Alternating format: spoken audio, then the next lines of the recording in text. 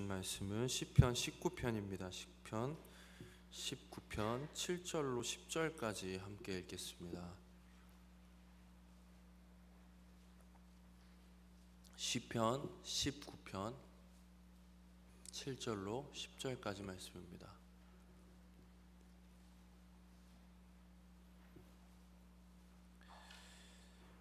같이 읽겠습니다.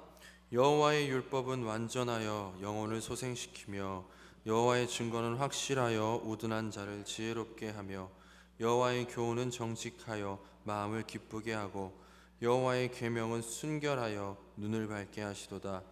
여호와를 경외하는 도는 정결하여 영원까지 이르고 여호와의 법도 진실하여 다 의로우니 금 곧 많은 순금보다 더 사모할 것이며 꿀과 송일꿀보다 더 달도다.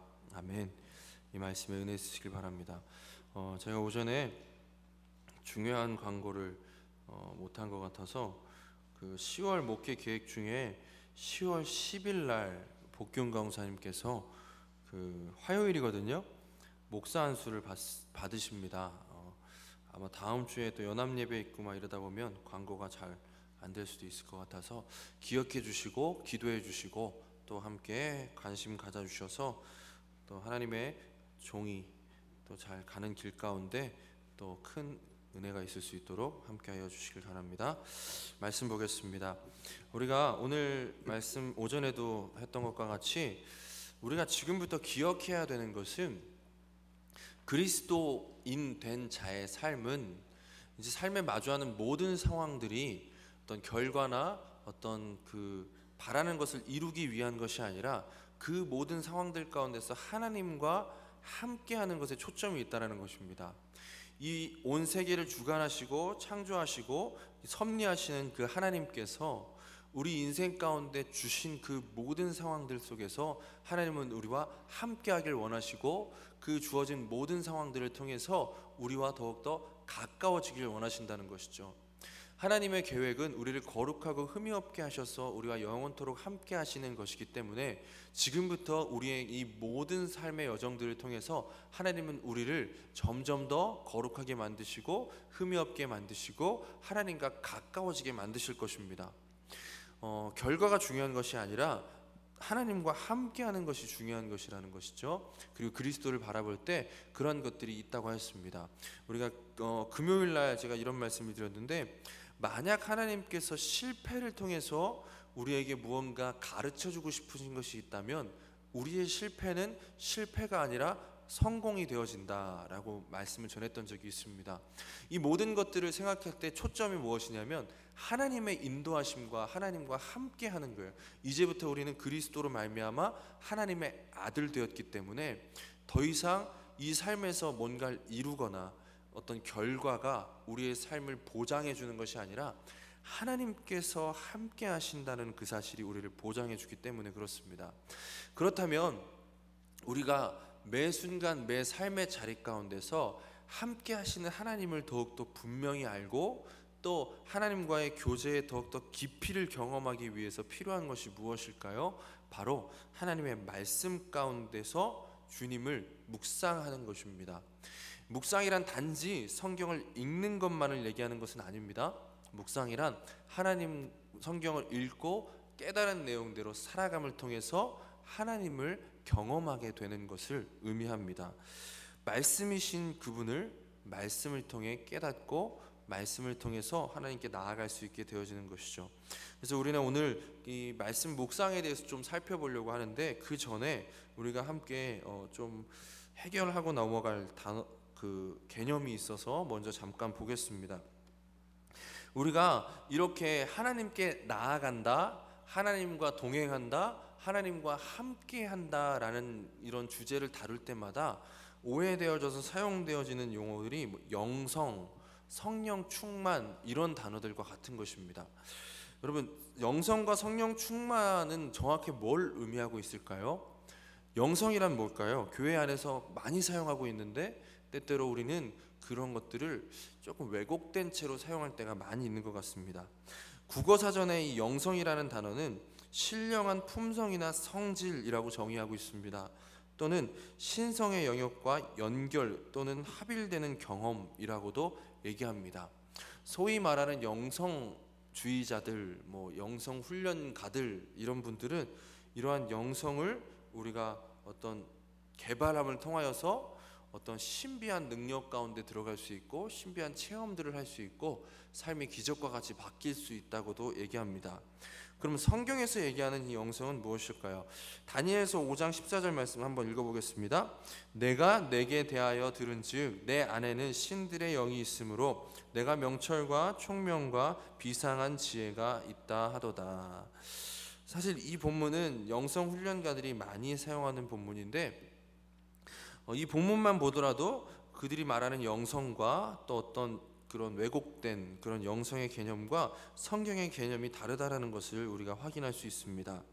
영성이란 무엇이냐면 하나님의 영이 사람 안에 있어 하나님의 품성이나 능력, 그러니까 지혜와 명철과 사랑과 같은 그런 성품들이 겉으로 드러나게 되어지는 것을 얘기합니다. 다시 정리하겠습니다. 영성이란 어떤 신비적인 능력이나 어떤 이상한 개념이 아니라 하나님의 성령께서 우리 안에 계심으로 말미암아 우리를 통해 하나님의 성품이 드러나는 것, 그것을 영성이라고 얘기합니다. 사실 영성이라는 말을 우리는 능력과 연관시키는 걸 좋아해요.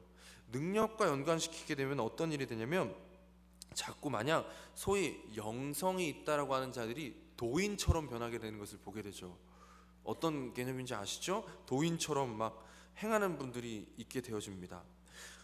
이 같은 맥락 안에서 성령 충만함도 이러한 방식으로 이해할 때가 많이 있음을 보게 되어집니다.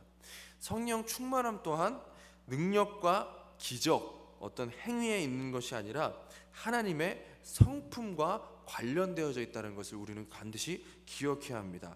에베소 5장 17절 말씀 한번 읽어보겠습니다.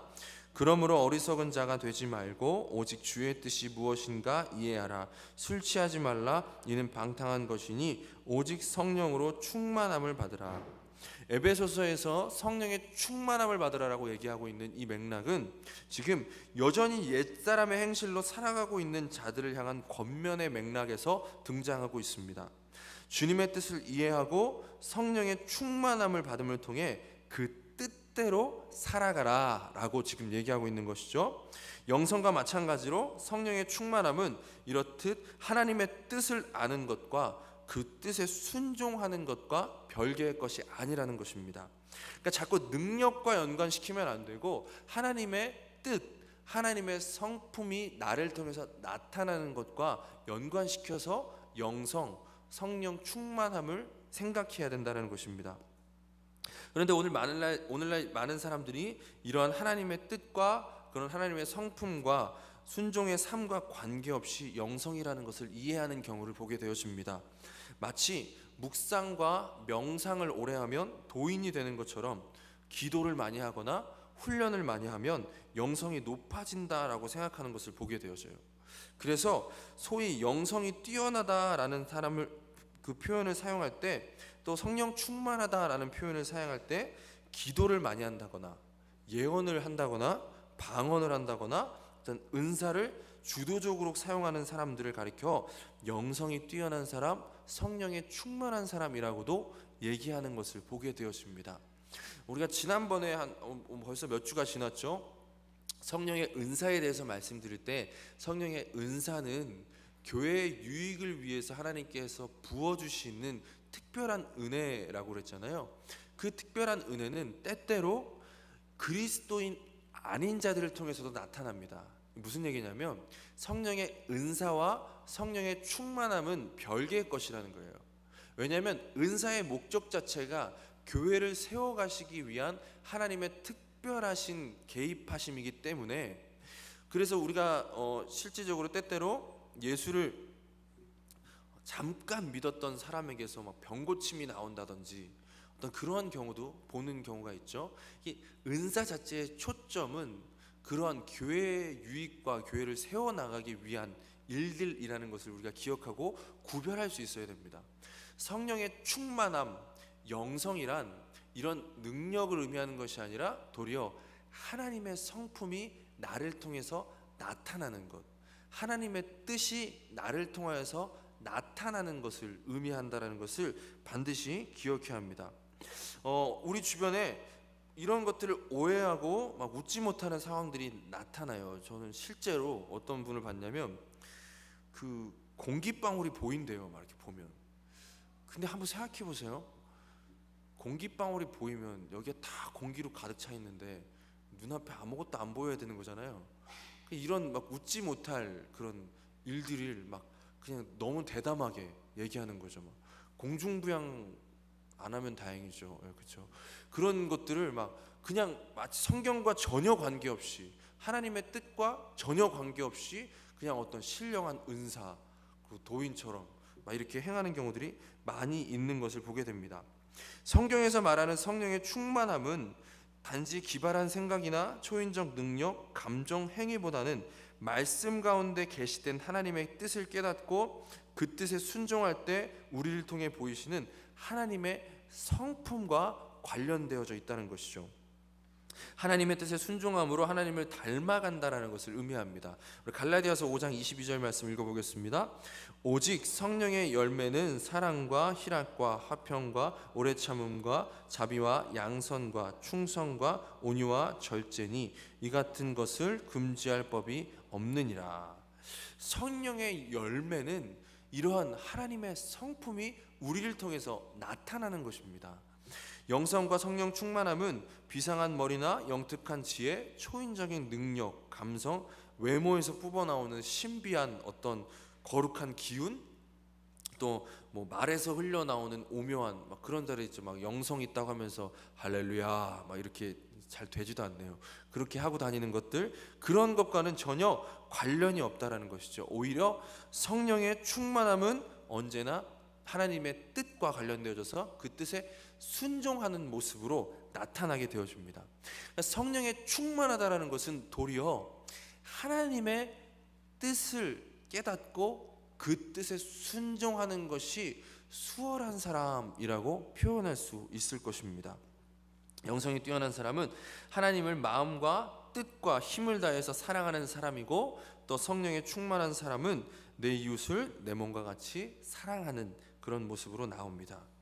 바울이 우리 가운데 어떤 그 디모데전서를 통해서 장로의 자격을 가르쳐주고 있는데, 이때 장로는 오늘날 장로랑은 조금 다른죠. 교회의 지도자를 의미하는데 한번 읽어보겠습니다.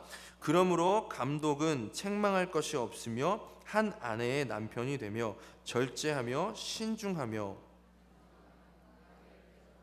가르치기를 잘하며 술을 즐기지 아니하며 구타하지 아니하며 자기 집을 잘 다스려 공손함으로 복종하게 하는 자라야 할지며.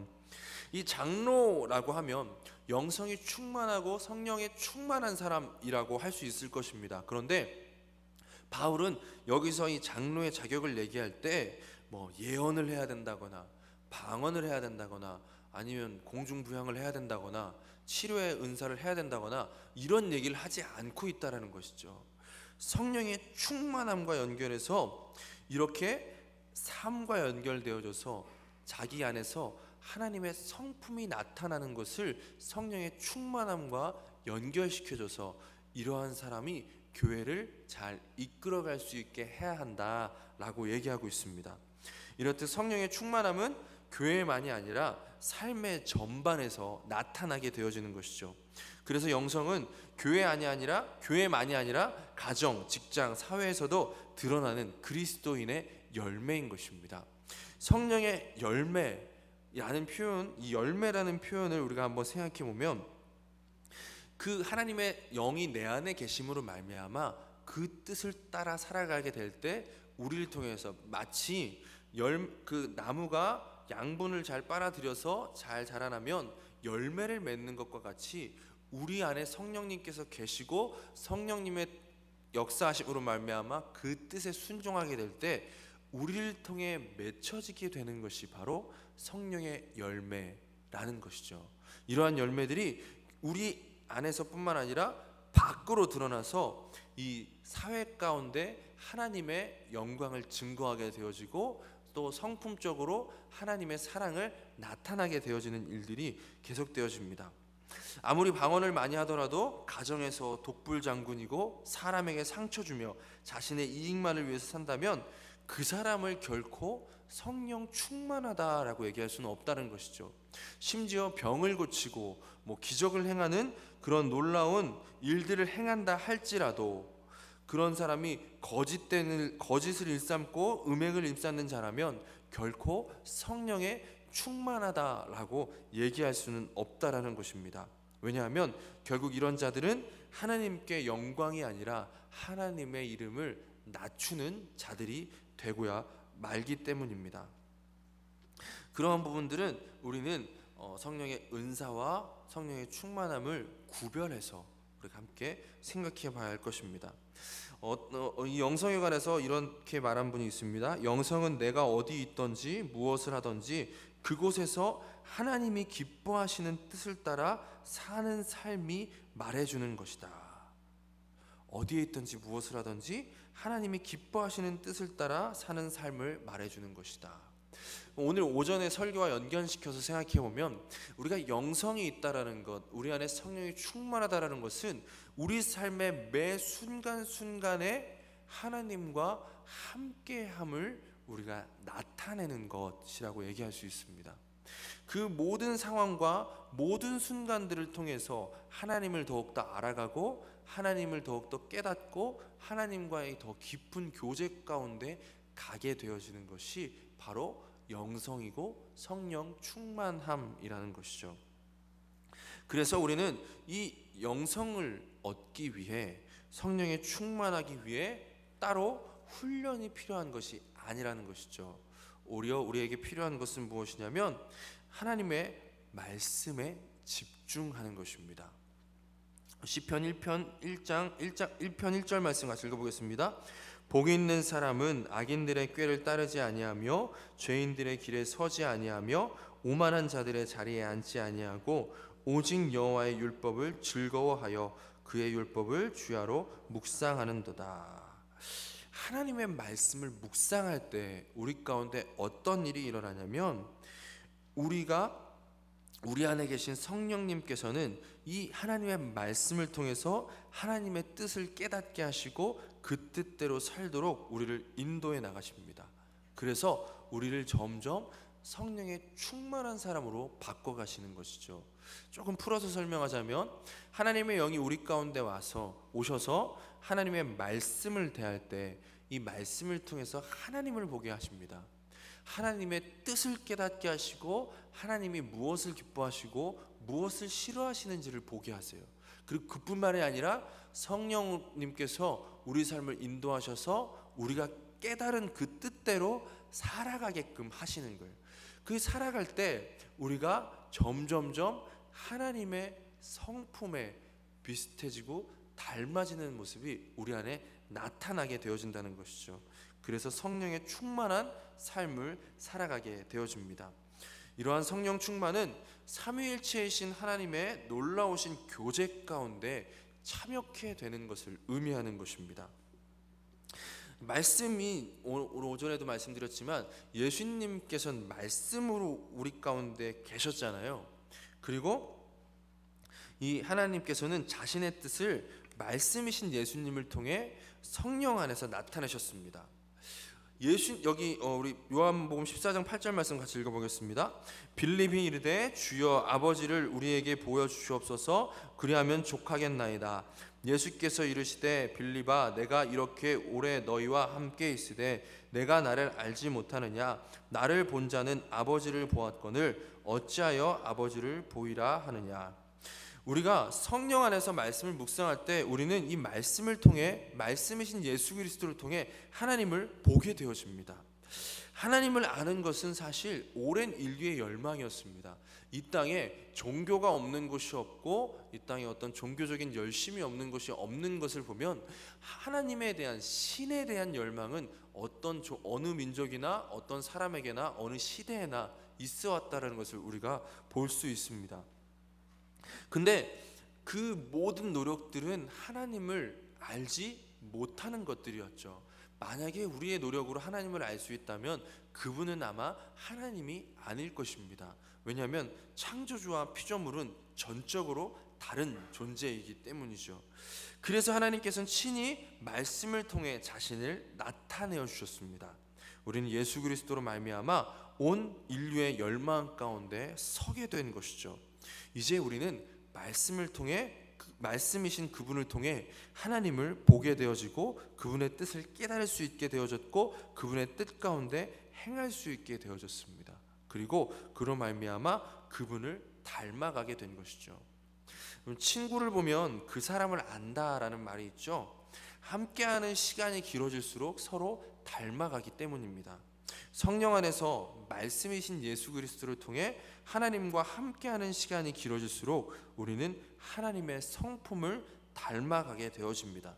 이것을 거룩하여진다라고 표현하고 있는 것이죠. 그렇기 때문에 말씀을 묵상하는 것은 그리스도인에게 있어서 필수적이고 절대적인 것이라는 것입니다. 사실 말씀과 동떨어져서는 그리스도인으로서 살 수가 없습니다. 우리가 오전에도 잠깐 나누었지만 영생은 무엇이라고요? 하나님과 그의 아들 예수 그리스도를 아는 것이라고 했습니다. 알았을 때 영원한 생명을 우리가 누릴 수 있게 되어지는 것입니다.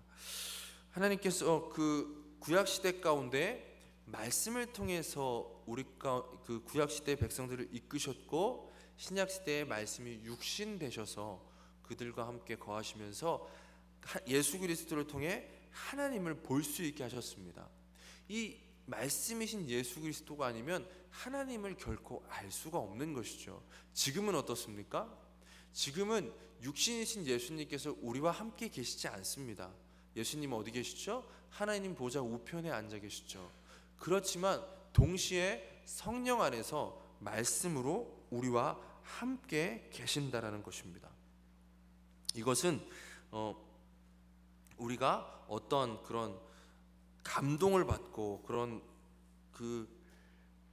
이 부분에 대해서 조금 이따가 다시 말씀드리겠습니다. 우리가 어떤 그런 감동이나 어떤 그 감화를 받아가지고 마치 위인전기와 또 어떤 소설을 읽을 때 감동받아서 막 하는 것과 같이 말씀이 우리 가운데 막 그렇게 감동을 준다, 이것을 넘어서서 성령 안에서 예수 그리스도께서 실제적으로 말씀으로 우리 가운데 거하게 된다는 것을 의미합니다.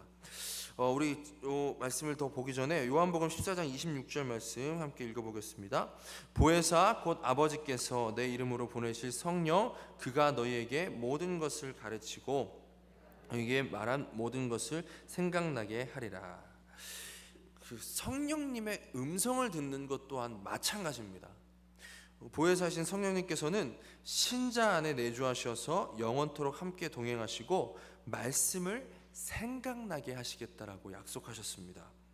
하지만 많은 사람들이 영성과 성령 충만을 잘못 이해하듯 성령님의 음성을 듣는 것도 이 말씀과 동떨어져서 생각할 때가 많이 있다는 것이죠. 하나님께서 우리에게 말씀을 주신 이유는 이 말씀을 통해 하나님이 어떤 분이신지 깨닫게 하시고 말씀을 통해 하나님을 닮은 모습으로 살아가게끔 하게 하시기 위해서 이 말씀을 주셨는데, 도리어 이 말씀을 제껴놓고 성령의 음성을 듣겠다라고 하는 경우가 많이 있다라는 것을 우리는 보게 되어집니다. 그러한 노력들은 결코 우리 자신을 예수 그리스도에게로 인도하지 못할 것이고, 예수 그리스도에게로 인도되지 못하는 것은 하나님에 대해서 알 수 없게 되어진다는 것을 의미하는 것이기도 합니다. 어떤 사람들은 그래서 성령님의 음성을 듣는다라는 것에 대한 그 정의를 내리는 것이 또 중요한데, 어떤 사람들은 이렇게 얘기합니다. 성령의 음성을 듣는다는 것은 성령께서 우리의 감정을 통해서 말씀하신다라는 것이다.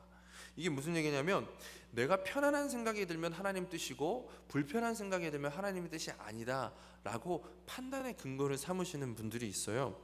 물론 성령님께서는 우리의 감정을 통해서 역사하십니다. 하지만 그것이 전부는 아니라는 것이죠.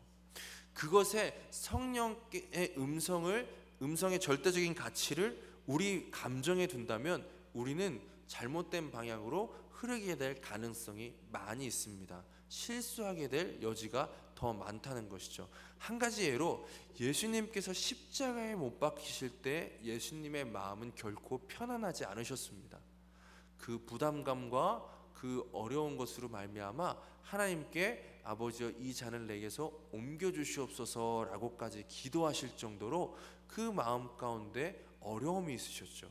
그렇지만 그럼에도 불구하고 성령 안에서 그것이 하나님의 뜻임을 믿었기 때문에 예수님께서는 그 일을 감당하셨던 것입니다.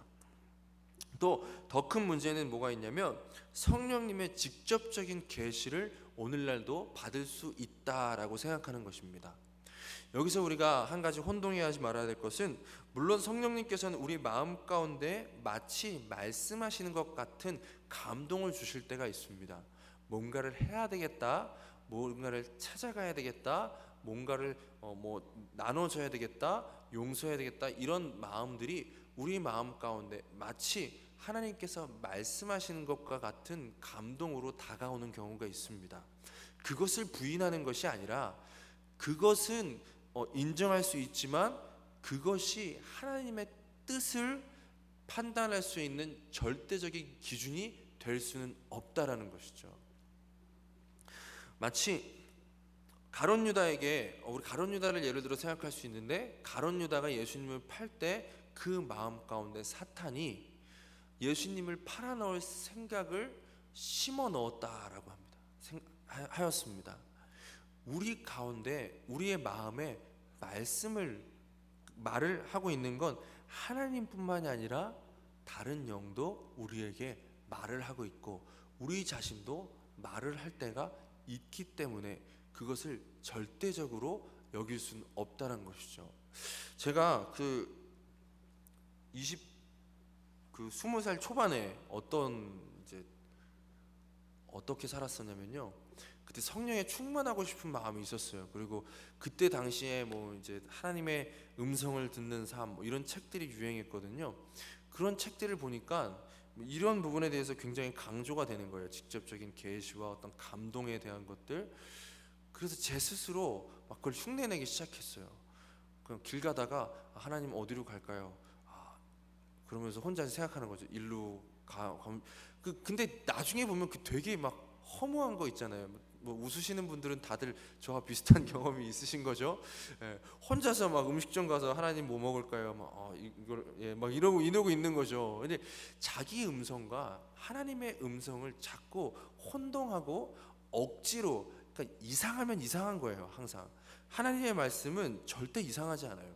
오히려 하나님의 말씀, 성령께서 하시는 일은 사람을 가장 사람답게 만듭니다. 왜냐하면 하나님의 형상으로 사람은 창조되어졌기 때문에 그래요. 죄로 인해서 우리가 어그러진 것이지, 성령께서는 그 모든 것들을 회복하여 사람을 가장 인간적으로 만드는 거예요. 하나님께서 말씀하신 그 하나님의 형상을 담은 인간으로 만들기 때문에 이상하면 이상한 거예요. 그래서 성령의 충만을, 이것이 또 심각한 문제가 되어지는 게 뭐냐면, 계시록 22장 18절 말씀 읽어보겠습니다. 내가 이 두루마리의 예언의 말씀을 듣는 모든 사람에게 증언하노니, 만일 누구든지 이것들 외에 더하면 하나님이 이 두루마리에 기록된 재앙들을 그에게 더하실 것이요, 만일 누구든지 이 두루마리의 예언의 말씀에서 제하여 버리면 하나님이 이 두루마리에 기록된 생명나무와 및 거룩한 성에 참여함을 제하여 버리시리라. 주님께서 분명히 엄하게 성경 외의 것들을 절대적 계시로 삼는 것에 대해서 지적하고 계시기 때문이죠. 상식적으로 생각해봐도 말씀을 주신 하나님께서 말씀 외에 다른 것들을 기준으로 삼도록 허용하신다라는 것 자체가 말이 안 되는 것이죠. 조금만 생각해보면, 소위 성령님의 직접적인 계시를 듣는다고 하는 사람들의 그 응답들은 자기 자신을 잘되게 해주는 내용들 뿐이라는 것을 보게 되어집니다. 어떤 사람들이 받은 그 응답은 자기 자신을 높여줄 재료들이고, 어떤 자들에게는 좋은 조건으로 결혼할 대상을 찾을 수 있는 그런 것들이고, 또 어떤 사람에게는 사업에 있어서 훌륭한 역할을 감당하는 그런 결정적 정보를 주는 것을 하나님의 뜻과 연관시켜서 응답받았다 이렇게 얘기하는 것들을 보게 되어집니다. 결코 하나님의 뜻과 하나님의 나라와 관련되지 않은 자기중심적인 내용들이라는 것을 우리가 볼 수 있습니다. 또 마지막으로 한 가지는 주어진 환경을 성령님의 인도하심으로 여기는 경우가 우리 있다는 것을 또 종종 보게 되죠. 물론 모든 환경은 하나님의 허락 가운데 주어진 것입니다. 하나님께서는 환경을 주관하시고 인도하고 계시기 때문에 그 모든 것들 가운데 역사하시는 것은 우리가 부인할 수 없는 사실입니다. 하지만 환경에 그대로 순응해 간다고 해서 하나님의 뜻대로 살아간다라는 것은 아니라는 것이죠. 예를 들어서 요나가 하나님의 뜻을 거부하고 니느웨가 아닌 다시스로 가려고 하였을 때 요나는 항구에서 다시스로 가는 배를 만났습니다. 우리가 가져야 될 마땅한 태도는 모든 환경 가운데 그냥 물 흐르듯 따라가는 것이 아니라 모든 환경 가운데 변하지 않는 하나님의 뜻을 붙잡고 순종하는 것입니다. 항상 기뻐하라라는 하나님의 뜻은 모든 환경을 초월하는 하나님의 뜻인 것과 같습니다. 이렇게 하나님께서는 우리에게 하나님의 뜻을 계속해서 분별할 수 있는 지혜를 주시는데, 그것은 결정적으로 요한복음 16장 13절 말씀 읽어보겠습니다. 그러나 진리의 성령이 오시면 그가 너희를 모든 진리 가운데로 인도하시리니 그가 스스로 말하지 않고 오직 들은 것을 말하며 장래일을 너희에게 알리시리라 라고 하였습니다. 성령께서는 언제나 말씀을 통해 하나님의 뜻을 가르쳐 주시겠다라고 이미 약속하셨다라는 것이죠. 하나님께서 우리에게 하나님의 뜻을 가르치시는 방식은 성령님의 음성을 듣는다는 것은 하나님의 말씀을 통해 하나님의 뜻을 깨닫는 것과 별개의 것이 아니라는 것입니다. 그래서 우리가 더욱더 집중해야 하고 더욱더 열심을 기울여야 하는 것은 말씀이 아닌 다른 것에서 하나님의 뜻을 찾으려고 노력하는 것이 아니라 우리가 스스로 어떻게 뭔가 신령하게 되보고자 노력하는 것이 아니라 우리에게 이미 주어진 그 말씀에 집중하는 것이 성령님의 음성을 듣는 삶을 살아갈 수 있는 유일하고 완전하고 확실한 길이라는 것입니다. 디모데후서 3장 16절 말씀 읽어보겠습니다. 모든 성경은 하나님의 감동으로 된 것으로 교훈과 책망과 바르게 함과 의로 교육하기에 유익하니 이는 하나님의 사람으로 온전하게 하며 모든 선한 일을 행할 능력을 갖추게 하려 함이라. 다시 처음 논의로 돌아가서 17절에서 말해주고 있는 것이 바로 성령 충만한 자의 모습입니다. 하나님의 사람으로 온전케 되어 모든 선한 일을 행할 능력을 갖춘 사람이 바로 성령의 충만한 사람이라는 것을 우리는 기억해야 할 것입니다. 그리고 이것은 말씀을 통해서 성령 안에서 이루어지는 역사입니다.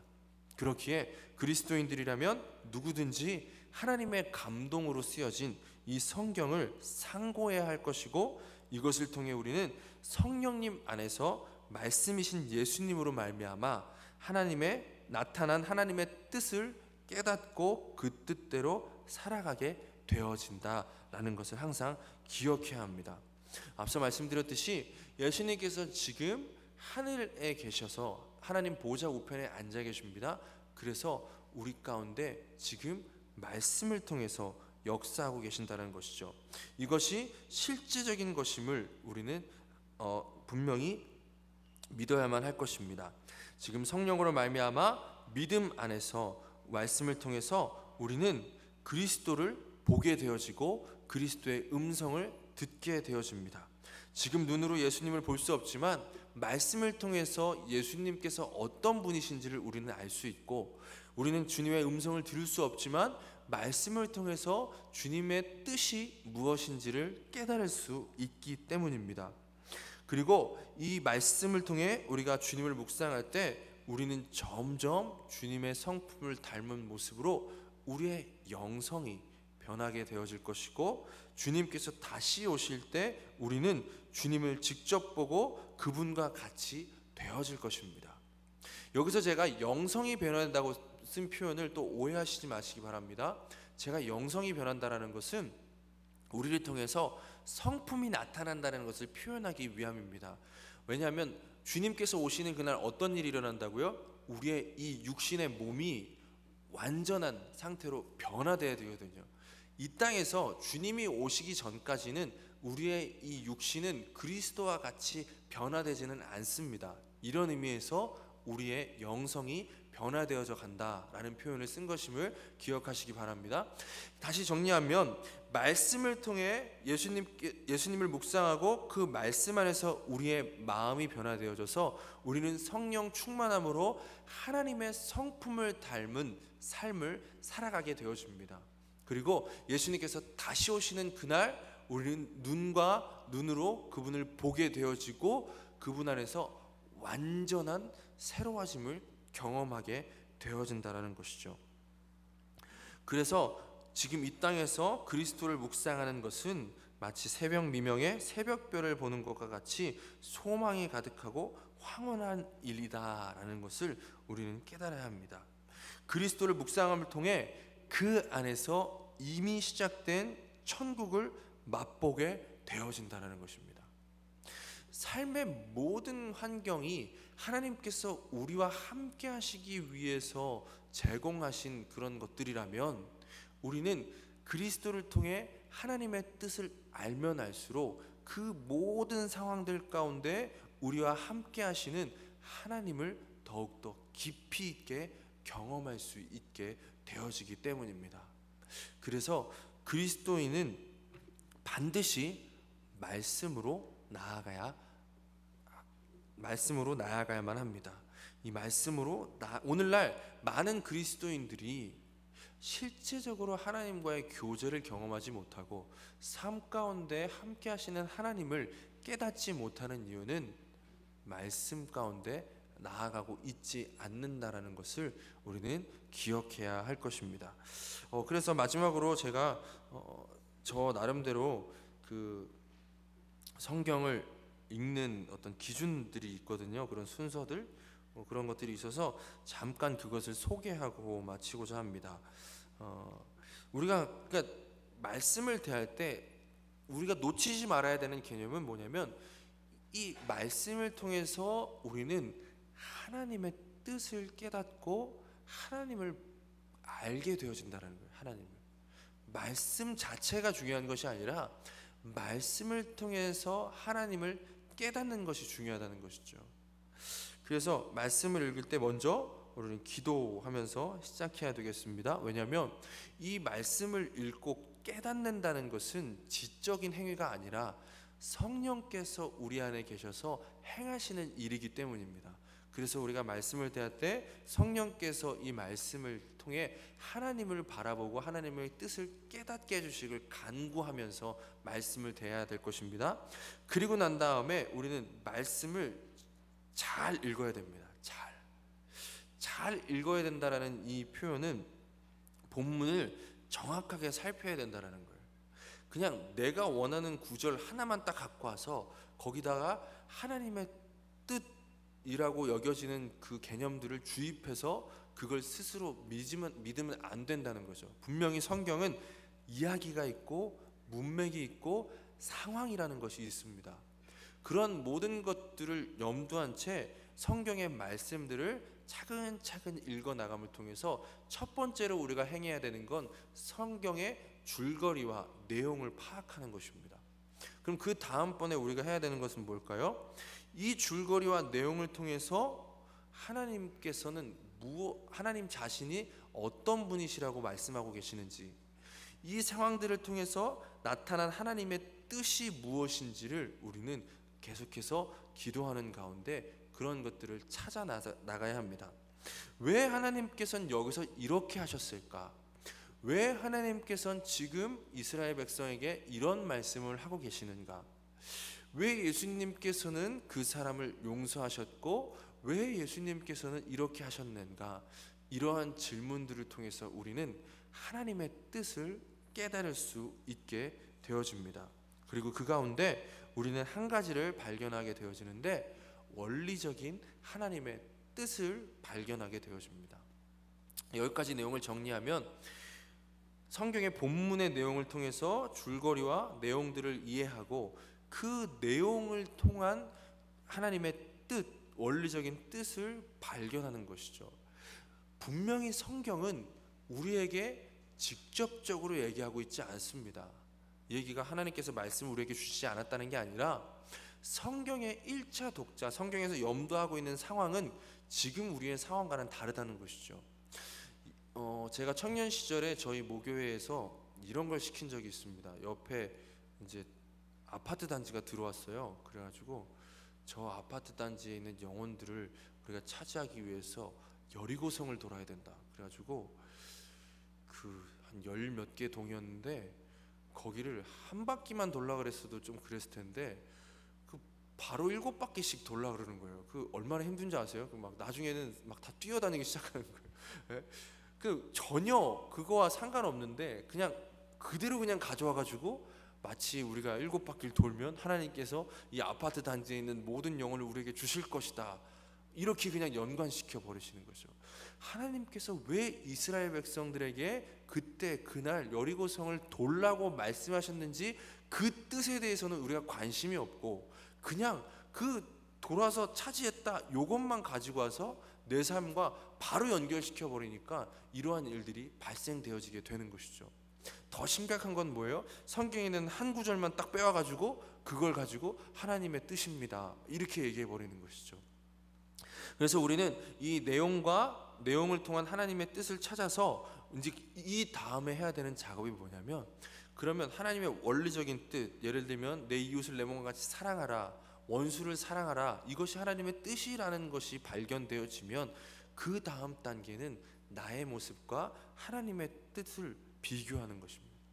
나의 모습과 하나님의 뜻을 비교해서 하나님의 뜻에 미치지 못하는 나의 모습을 통해 기도 제목을 우리가 발견하게 되어지는 것이죠. 하나님의 뜻은 이것인데 나는 이렇게 살아가고 있음을 발견함을 통해 하나님, 제가 이제부터 성령님의 인도하심 가운데 하나님의 뜻대로 살아가게 하여 주시옵소서라는 기도 제목이 우리 가운데 생겨나게 되어집니다. 그리고 마지막으로 그 기도 제목을 가지고 기도하게 되어지는 것이죠. 이러한 것들이 반복됨을 통해 우리는 무엇을 경험할 수 있습니까? 성령의 충만함, 하나님의 뜻을 깨닫고 그 뜻대로 살아가는 그 모습을 우리가 성령의 열매로서 경험하게 되어지고, 그것들이 계속되면서 우리는 점점 더 하나님을 닮아가게 되어지고 그 안에서 하나님과의 더 깊은 교제 가운데 매 순간순간마다 하나님과 함께함을 누리게 되어진다는 것입니다. 그래서 성경 읽기는 절대적이고 반드시 중요한 가장 핵심적인 것이라는 것을 우리는 기억해야 합니다. 우리 청년들 점심시간에 모이는데 한 청년이 저한테 이렇게 얘기했어요. 제가 들은 얘기를 바로 얘기하면 또 그렇지만 그래도 뭐 어쩔 수 없습니다. 이러더라고요. 말씀을 듣고 나면 항상 당장 뭘 해야 되는지가 이제 궁금하대요. 그래서 목사님, 제가 월요일부터 당장 뭘 해야 되겠습니까? 그러더라고요. 제가 그래서 그렇게 얘기했어요. 성경을 읽으세요. 이렇게 얘기했어요. 우리는 이 너무나 간단한, 너무나 쉬운 하나님께서 이미 은혜 가운데 주신 이것을 붙잡지 못하고 전혀 엉뚱한 데서 자꾸만 전혀 성경과 동떨어진 신비로운 데서 하나님을 경험하려고 해요. 그러니까 성경에서 말씀하고 계시는 하나님을 놓칠 때가 오히려 많게 되어지는 것이죠. 마지막으로 시편 19편 7절부터 10절까지의 말씀을 한 번 더 읽고 마치겠습니다. 여호와의 율법은 완전하여 영혼을 소성시키며 여호와의 증거는 확실하여 우둔한 자를 지혜롭게 하며 여호와의 교훈은 정직하여 마음을 기쁘게 하고 여호와의 계명은 순결하여 눈을 밝게 하시도다. 여호와를 경외하는 도는 정결하여 영원까지 이르고 여호와의 법도 진실하여 다 의로우니 곧 많은 순금보다 더 사모할 것이며 곧 송이꿀보다 더 달도다. 성령 안에서 말씀으로 말미암아 하나님과 참된 교제 가운데 있는 자는 반드시 다윗과 같이 고백하게 되어질 것입니다. 월요일부터 당장, 아니 오늘 저녁부터 당장 말씀을 읽으시기 바랍니다. 그리고 말씀을 통해 하나님을 깨닫고 하나님 안에서 성령 충만함으로 이 기쁨을 누리시는 저 여러분이 되기를 간절히 소망합니다. 기도하겠습니다. 하나님 감사합니다. 하나님 우리에게 은혜로 말미암아 말씀을 주심에 너무나 감사합니다.